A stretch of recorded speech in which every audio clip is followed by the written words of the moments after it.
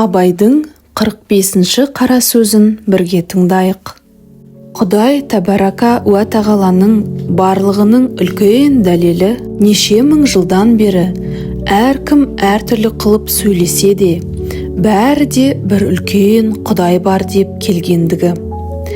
Уә һәм неше мың түрлі діннің бәрі де ғадалат, махаббат, Құдайға лайықты дегендігі.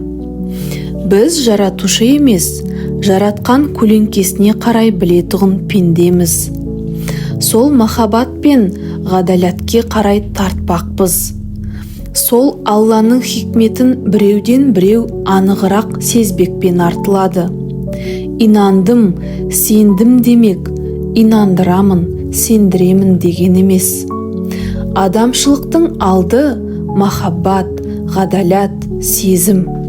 Бұлардың керек емес жері жоқ, кіріспейтұғын да жері жоқ. Ол жаратқан Тәңірінің ісі. Айғыр биеге ие болмақта да махаббат пен сезім бар. Бұл ғадалат, махаббат, сезім кімде көбірек болса, ол кісі ғалым, сол ғақил. Біз жанымыздан ғылым шығара алмаймыз. Жаралып, жасалып қойған нәрселерді сезбекпіз. Көзбен көріп, ақылмен біліп.